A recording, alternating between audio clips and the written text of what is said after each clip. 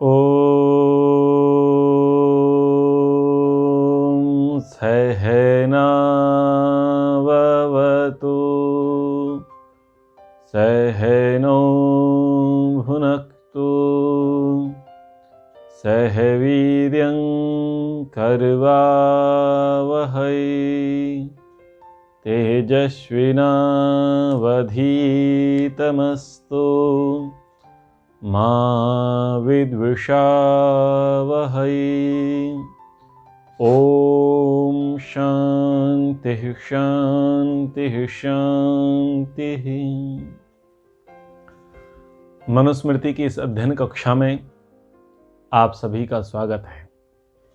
मनुस्मृति के 9वें अध्याय को हम पढ़ रहे हैं। पिछली कक्षाओं में विवाह विच्छेद के संबंध को हमने पढ़ा कि जो आसुर और पैशाच, गंधर्व और राक्षस प्रकृति के जो विवाह हैं, जो निंदनीय विवाह हैं, उन विवाहों में आगे जाकर के कैसे मनमुटाव होता है और फिर परिवार बिछड़ते हैं, और जो श्रेष्ठ विवाह हैं वो आदर्शवान होते हैं, उसमें संबंध विच्छेद जैसी स्थितियां निर्मित नहीं होती और विधान भी नहीं किया। आज हम बात करने वाले हैं विवाहों के घटते क्रम में। सबसे आदर्श जो विवाह हुआ करते थे, उस आदर्श विवाह को कहा जाता था ब्रह्म विवाह, और उस ब्रह्म विवाह के अंतर्गत हुआ करता था स्वयंवर। वो स्वयंवर जो अद्भुत था, जिसमें गुण कर्म स्वभाव को देखा जाता था, कुल को देखा जाता था, आचार विचार को देखा जाता था, और वर्ण की श्रेष्ठता को देखा जाता था, जिसको आधार बना करके कन्या वर का चयन करती थी। लेकिन समय बदला, बौद्धिक स्तर घटा, शिक्षा घटी, विद्या का स्तर गया, तो क्या आरंभ हो गया? गंधर्व विवाह। गंधर्व विवाह क्या था? बस रूप पर आकर्षित हुए, न गुण देखा, न कर्म देखे, न स्वभाव देखे, न ही कुल के आचार विचार देखे, न ही अनुकूल वर्ण देखे। प्राथमिकता किसकी दे दी? प्राथमिकता दे दी दैहिक आकर्षण की, और उस दैहिक आकर्षण में आकर के गंधर्व विवाह हो गए। दोनों ने संयोग कर लिया एक दूसरे पर मोहित होकर के। वो भी क्रम बदला, और कई हजारों वर्षों बाद, और 1000 वर्षों बाद क्या कहें कि जब देश आजाद हुआ तब एक विवाह चल पड़ा जिसको कहते हैं अंतरजातीय विवाह। अब आप कहेंगे कि अंतरजातीय विवाह तो पहले भी हुए थे, तो जब पहले हुए थे तो आप उन्हें देश की आजादी की बात से कैसे जोड़ सकते हैं? तो मैं ये कहना चाह रहा हूं कि पहले जो विवाह हुआ करते थे, वो पुरुष वर्ण जो श्रेष्ठ वर्ण का था, वो अपने से निम्न वर्ण की कन्या का चुनाव कर लेता था। यानी ब्राह्मण वर्ण का पुरुष यदि है और वो अपने योग्य कन्या क्षत्रिय वर्ग में देखता है, वैश्य वर्ग में देखता है, अथवा शूद्र वर्ग में देखता है, लेकिन वो उसके योग्य है, तो वो उसका चयन कर लेता था। ठीक उसी प्रकार से क्षत्रिय वर्ण का जो व्यक्ति है, वो अपने गुण कर्म स्वभाव के अनुकूल वो कन्या देखता, वो चाहे क्षत्रिय वर्ग की हो या वैश्य वर्ग की या शूद्र वर्ग की, उसको ग्रहण कर लेता था। ठीक उसी प्रकार से जो वैश्य वर्ग हुआ करता था, वो वैश्य वर्ग का लड़का, युवक वैश्य वर्ग में अथवा शूद्र वर्ण में जाकर के विवाह कर लेता था, और शूद्र वर्ण में करते थे। यानी वर का जो वर्ण है, उस वर्ण से छोटी वर्ण में वो विवाह होते थे, जैसे कि शांतनु ने सत्यवती से किए। ठीक है, और ऐसे बहुत सारे विवाह हुए जिसमें वर जो है वो श्रेष्ठ वर्ण का है और कन्या उस वर से निम्न वर्ण की है। लेकिन ये जो अंतरजातीय विवाह शुरू हुआ, इस अंतरजातीय विवाह में ये हुआ कि छोटे वर्ण का पुरुष से बड़े वर्ण की कन्या विवाह करने लग गई, और इसको कहा गया शास्त्रों में वर्ण संकर। क्योंकि बड़े वर्ण का बालक अगर छोटे वर्ण की कन्या से विवाह करता है तो वह वर्ण संकर नहीं है। कन्या का वर्ग ये कहलाएगा जो वर का वर है। तो श्रेष्ठ वर का चयन हुआ है, श्रेष्ठ वर्ण का चयन हुआ है, तो कन्या जो अभी मान लीजिए वैश्य वर्ण की थी लेकिन वो ब्राह्मण वर्ण में गई, तो अब उसका वर्ण बन गया ब्राह्मण, उसका वर्ण बन गया क्षत्रिय, यदि क्षत्रिय वर्ग में गई।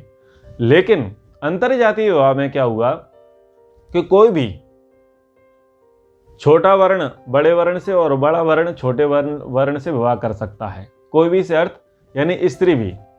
यदि स्त्री ब्राह्मण वर्ण की है तो वो शूद्र वर्ण में जाकर के विवाह कर ले, यदि स्त्री ब्राह्मण वर्ण की है तो वैश्य में जाकर के और क्षत्रिय में जाकर के विवाह कर ले। ठीक उसी प्रकार से यदि वो क्षत्रिय वर्ण की है तो वो ब्राह्मण से भी कर सकती है, क्षत्रिय से भी कर सकती है, वैश्य से भी कर सकती है और शूद्र से भी कर सकती है। तो इस अंतरजातीय विवाह ये चल पड़ा, ये भी संविधान निर्माण हुआ और इसके दुष्परिणाम ये निकले। शास्त्रों में कहा इस प्रकार को वर्ण संकर, इस प्रकार के विवाहों को कह दिया वर्ण संकर, क्योंकि वहां पर फिर उसका कोई वर्ण बचा ही नहीं। आर्यों के जो श्रेष्ठ 4 वर्ण हैं, शूद्र वैश्य ब्राह्मण क्षत्रिय, ये जो 4 श्रेष्ठ वर्ण हैं, उन वर्णों से फिर वो इतर वर्ण हो गया। यदि कन्या उच्च वर्ण की थी और निम्न वर्ण के युवक से उसने विवाह किया तो वो वर्ण संकर हो गया। शास्त्रों ने उसको मान्यता नहीं दी, तो यहां पर विकृति आ गई। और ये विकृति तब और विशाल हो गई जब धर्मांतरण हो गया। धर्मांतरण हो गया, पहले तो अंतर जातीय थे, यानी पहले वर्ण के आधार पर विवाह थे, फिर अंतर जातीय विवाह हुए और फिर अब क्या हो गए, धर्मांतर वाले विवाह हो गए, दूसरे मत में जाकर के विवाह करने लग गए। और अब तो जिहाद चल पड़ा है, तो विवाह जो है इस क्रम से बिगड़ता चला गया। तो हम स्वयंवर विवाह पर चर्चा करते हैं, फिर क्रमशः इन विवाहों पर चर्चा करेंगे। स्वयंवर विवाह में कहा कामम कामम आमरणात् तिष्ठेत गृहे कन्यर्तुम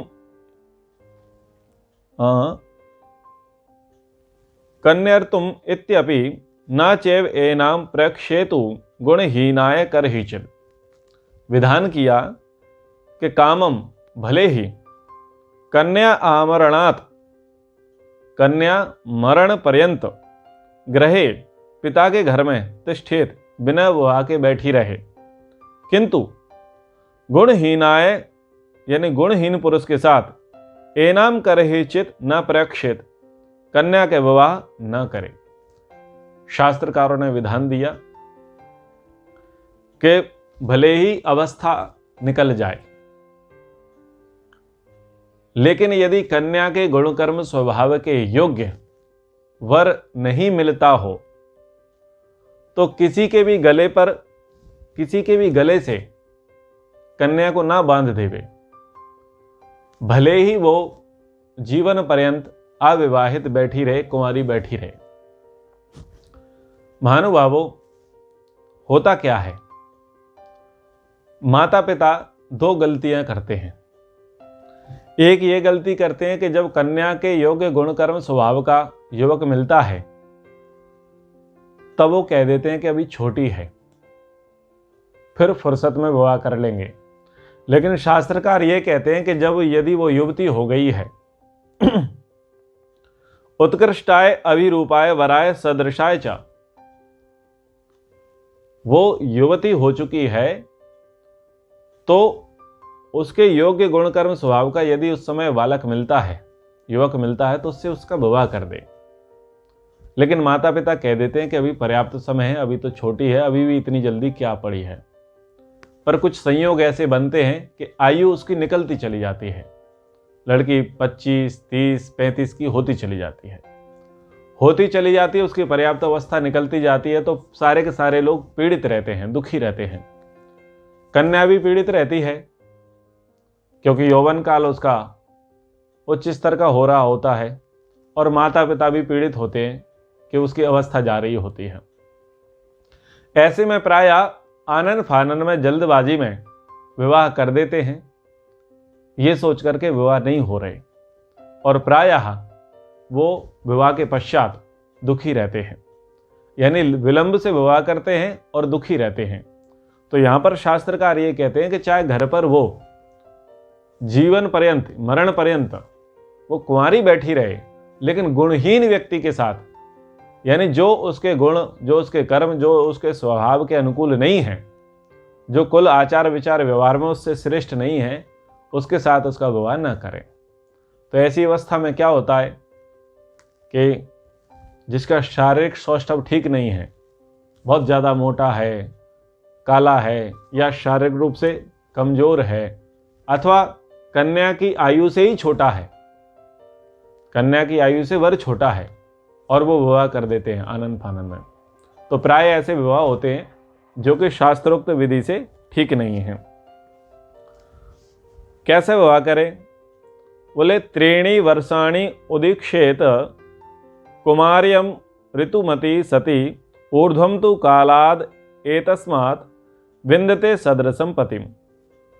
कह रहे हैं कि कन्या के रजस्वला हो जाने के 3 वर्ष पश्चात, यानी 16-17 वर्ष के बाद वर की प्रतीक्षा करें, उसके बाद वर की प्रतीक्षा करें, और सदृशम विन्दते पतिम, अपने योग्य पति का वर्ण करें, जो उसके योग्य हो उसके साथ वो विवाह करें, जो योग्य नहीं है उसके साथ विवाह ना करें। तो पति का वर्ण करने की जिम्मेदारी किसकी है? पति का वर्ण करने की जिम्मेदारी कन्या की है, क्योंकि आपने देखा होगा वरमाला, वधुमाला नहीं, वरमाला, यानी वर को चयन करने का काम किसका है? कन्या का है, क्योंकि परिवार को, कुल को कौन छोड़ रही है? कन्या छोड़ रही है।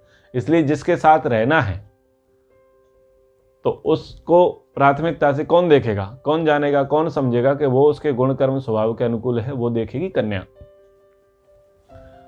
और आगे फिर कहा कि फिर स्वयंवर विवाह होना चाहिए।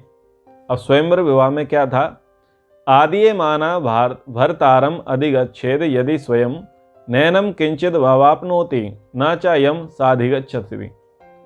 पिता आदि अभिभावक के द्वारा कन्या का विवाह की आयु हो जाने पर यदि माता पिता ध्यान न देवे और योग्य वर को कन्या स्वयं चयन कर ले और उससे विवाह कर ले, तो कन्या को पाप का भागीदार ना माना जाए, उसको अपराधी ना माना जाए, क्योंकि उसको पति का वर्ण करने का अधिकार है। अब इस भाव को समझिए। कुछ लोग शास्त्र के आधे अर्थों को समझते हैं कि बस मुझे पसंद आया और मैंने विवाह कर लिया।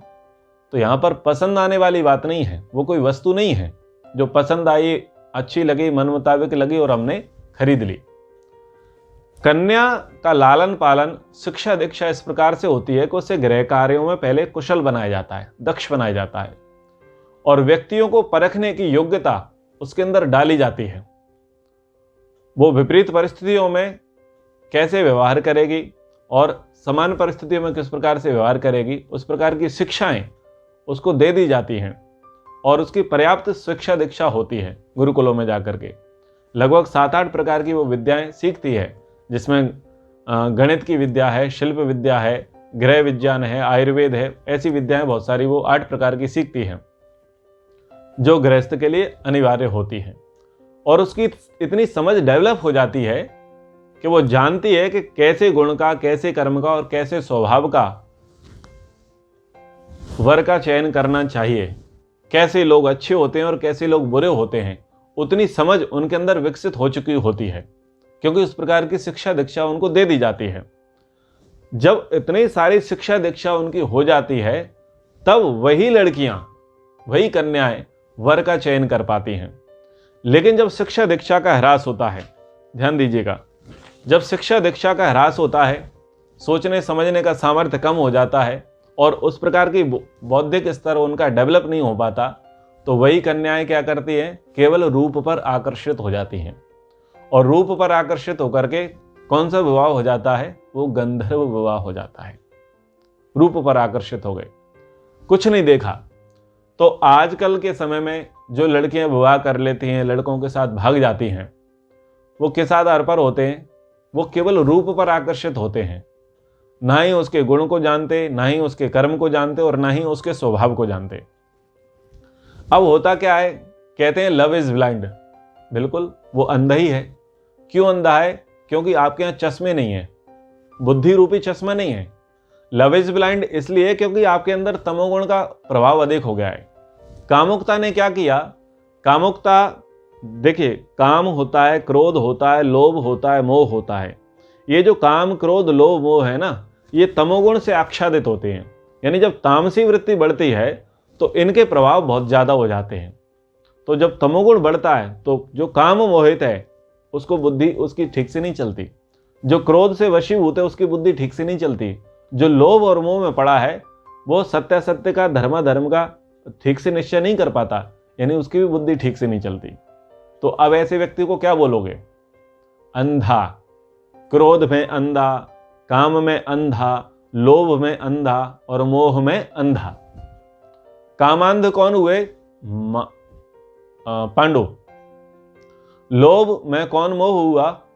लोभ में मोह हो गया, लोभ में अंधा हुआ धृतराष्ट्र। और मोह में अंधा कौन हुआ? मोह में अंधी हुई गांधारी। क्रोध में अंधा कौन हुआ? क्रोध में अंधा भीम हुआ।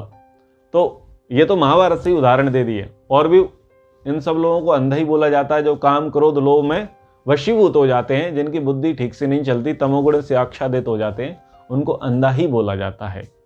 तो ये शास्त्रीय परिभाषा है। इस आधार पर जो लोग ये बोलते हैं कि लव इज ब्लाइंड, बिल्कुल आप काम मोहित हुए हैं और काम मोहित निश्चित रूप से अंधा ही होता है।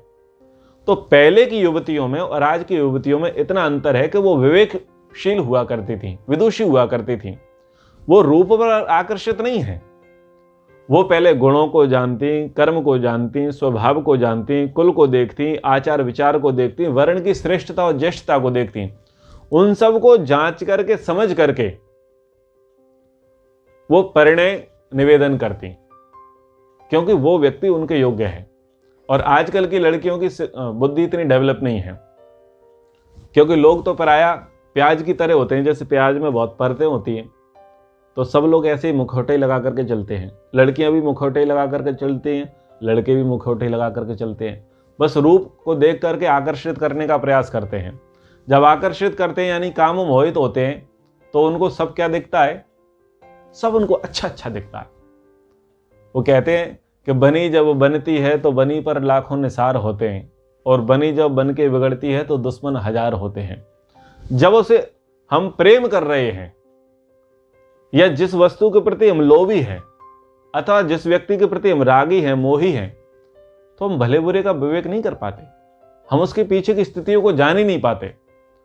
और बड़ा आश्चर्य क्या होता है, जब कोई दूसरा व्यक्ति उस दूसरे पक्ष का जानकार होता है, जब वो आकर के ये बोलता है कि आप जिस व्यक्ति पर मोहित हैं, आपका जिस व्यक्ति के प्रति राग है, अथवा जिस व्यक्ति के प्रति आप प्रेम करते हैं, अथवा जिस वस्तु के प्रति आपका लोभ है, वो वास्तव में ऐसा नहीं है, उसका स्वभाव ठीक विपरीत है। तो जब कोई व्यक्ति आगाह करने के लिए आता है, सचेत करने आता है, तो जैसे घायल नागिन होती है और घायल शेरनी होती है, वो जिस प्रकार से वार करती है, प्रहार करती है, उस व्यक्ति को ऐसे अपना शत्रु मान लेती हैं। शत्रु मान लेते हैं कि ये तो हमारे बीच में दरार डाल रहा है। आज की भाषा में क्या बोलते हैं? कबाब में हड्डी, ये तो हड्डी बन रहा है। तो उनकी बुद्धि उतनी चलती नहीं है। लेकिन जब वो लोभ का, मोह का, क्रोध का, काम का जो पर्दा हटता है, जब उस प्रकार से तृप्ति होती है, तब पता चलता है कि जिस व्यक्ति ने कहा था उस व्यक्ति ने बिल्कुल सत्य कहा था। ये व्यक्ति को मैं क्या समझ बैठी थी, इस व्यक्ति को मैं क्या समझ बैठा था, और ये क्या जाकर के निकला। इस वस्तु के प्रति, इस व्यक्ति के प्रति जो मेरी आसक्ति थी, जो राग थी, जो मैं इस पर काम मोहित हुआ, क्रोध में मोहित हो गया अथवा वासना के वशीभूत हो गया, वास्तव में इसका प्रभाव तो ऐसा था। तो जैसे श्लोक आता है ना, कुरंग मातंग पतंग भृंगा मीना हता पंच अवीरेव पंचा। कोई शब्द पर मोहित हो गया, कोई रूप पर मोहित हो गया, कोई गंध पर मोहित हो गया, तो कोई स्पर्श पर मोहित हो गया और मोहित होकर के अपने प्राण गंवा देते हैं। ऐसे ही जो व्यक्ति लोभ के, क्रोध के, मोह के और काम के वशीभूत होते हैं, वो भी अपना सर्वस्व नाश करा देते हैं। तो आजकल की लड़कियां रूप पर मोहित होती हैं और कामासक्त काम से वशीभूत होती हैं, तो वो क्या करती हैं, अपना सर्वस्व गंवा देती हैं। अब अपने कुल के आचार विचार को भी वो ताक पर रख देती हैं।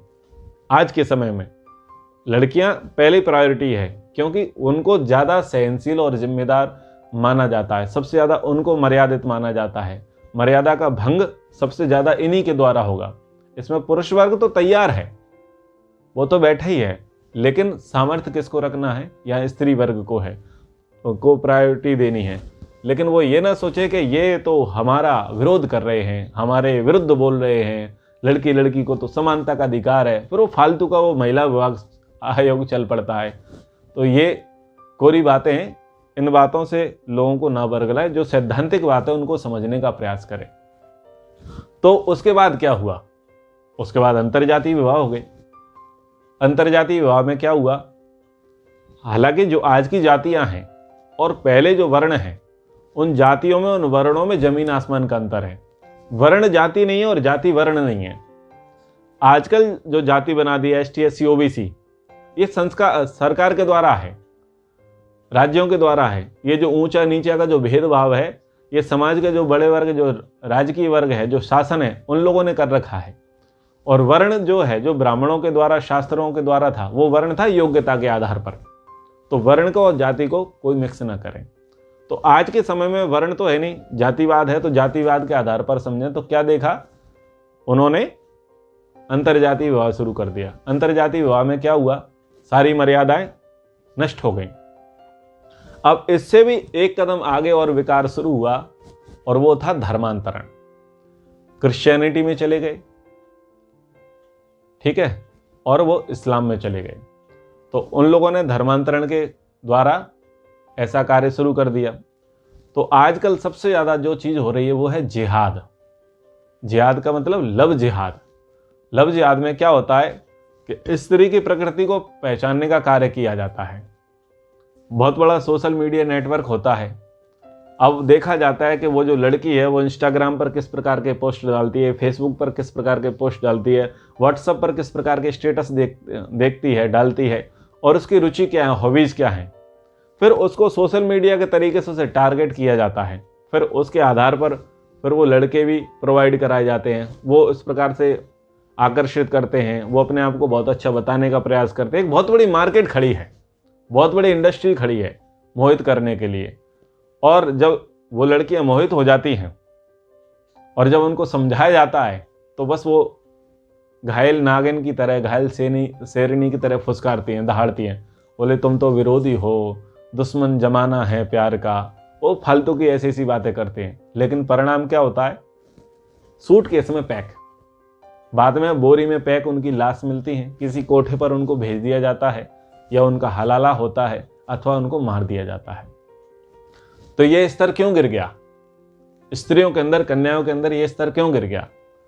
गिरने का कारण शिक्षा का अभाव। जो शिक्षा चली आ रही है, जो मर्यादा को बताती है, शील संपन्नता को बताती है, गुण कर्म स्वभावों के विषय में बताती है, योग्यता का निर्धारण कराती है, वो शिक्षा रही नहीं।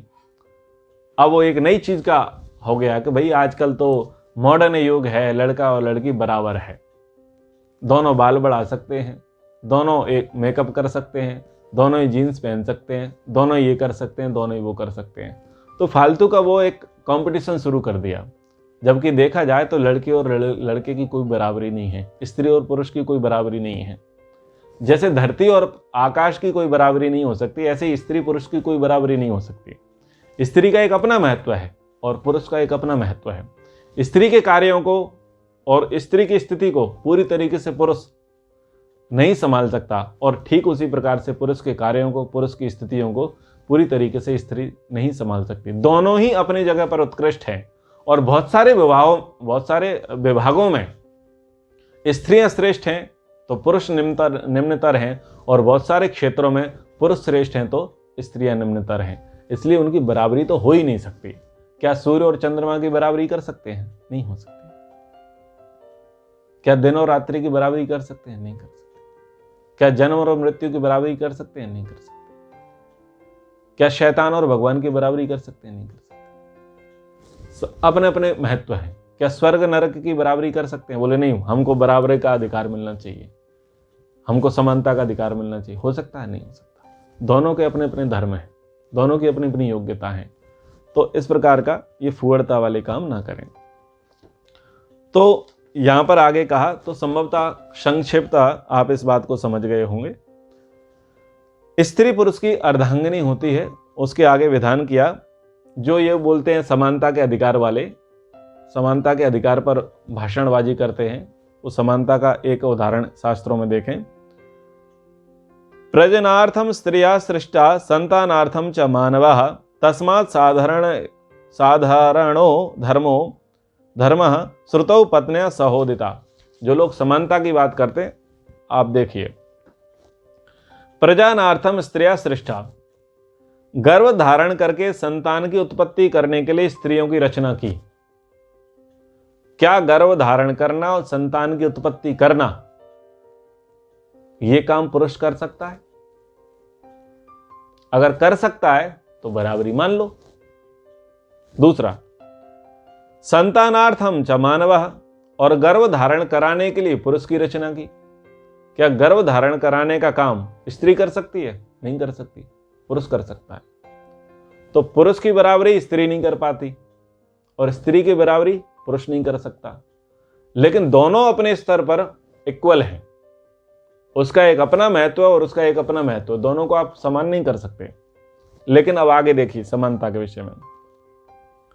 तस्मात्, इसलिए श्रुतौ, वेद में साधारण धर्म, साधारण धर्म, जो विशिष्ट धर्म है, जो स्वाभाविक धर्म है, उसमें समानता स्त्री पुरुष की नहीं हो सकती, जो विशिष्ट धर्म है। लेकिन साधारण धर्मों में उनकी समानता है। क्या है? साथ मिलकर विहित साधारण अनुष्ठान और पंचयज्ञ आदि धर्म कार्यों के अनुष्ठान के लिए पत्नियां सह उदिता, पत्नी के साथ करने का विधान है। यानी जितने धार्मिक अनुष्ठान हैं, वो सारे धार्मिक अनुष्ठान पत्नी की अनुपस्थिति में नहीं हो सकते। यदि गृहस्थ में हैं, विवाहित हैं, तो पत्नी के बगैर आप नहीं कर सकते, उनको पूर्ण नहीं माना जा सकता। यानी यहां पर समानता दी है कि जितने धार्मिक कार्य हैं, उन धार्मिक कार्यों में पति और पत्नी की, स्त्री और पुरुष की समानता है। गृहस्थ को चलाने में स्त्री और पुरुष की समानता है। समाज के लिए अच्छा आदर्श प्रस्तुत करने के लिए स्त्री और पुरुष की समानता है।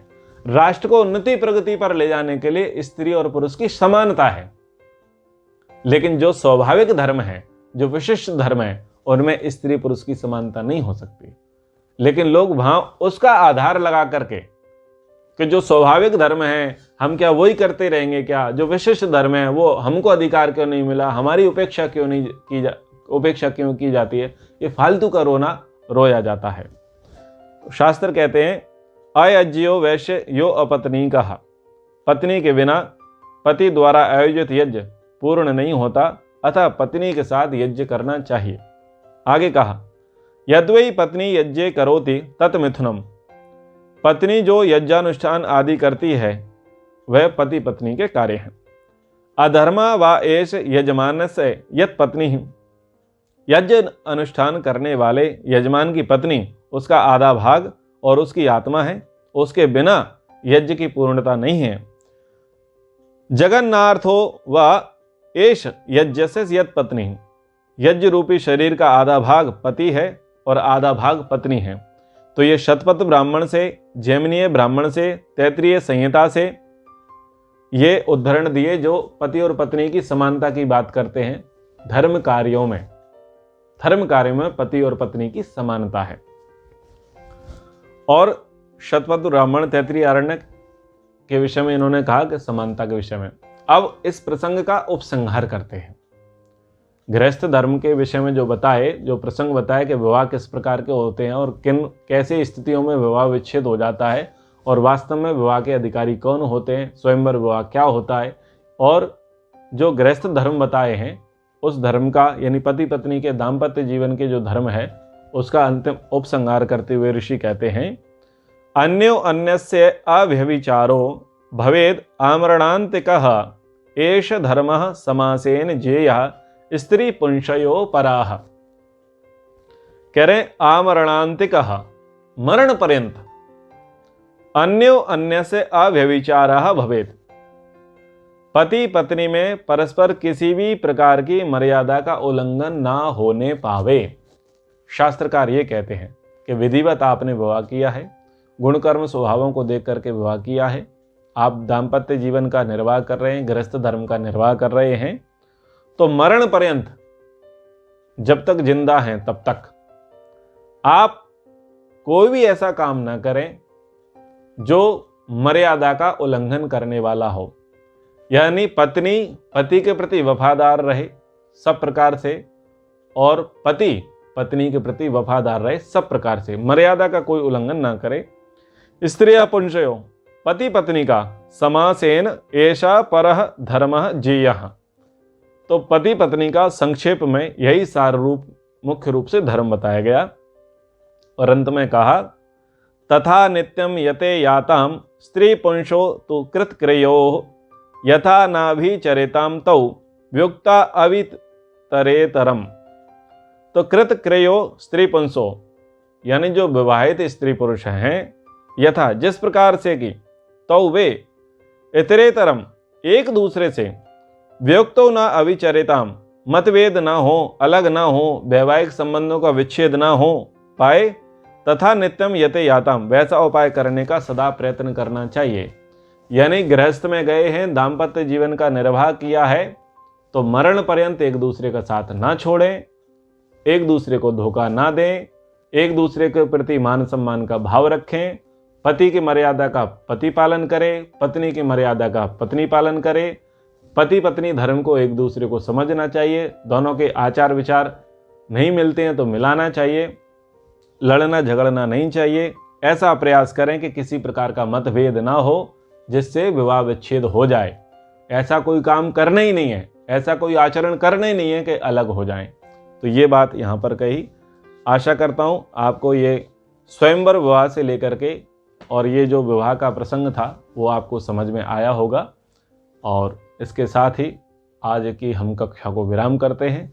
आगे की कक्षा में माता पिता की संपत्ति के अधिकारी संतानें किस प्रकार से होती हैं, यानी संपत्ति में किस प्रकार से संतानों को अधिकारी बताया गया है, कैसे संपत्ति का बंटवारा होता है, शास्त्रों में क्या विधान किया है, उस विधान को हम समझने का प्रयास करेंगे। तो आज की कक्षा को हम यहीं पर विराम देते हैं। एक बार ओम का उच्चारण। ओ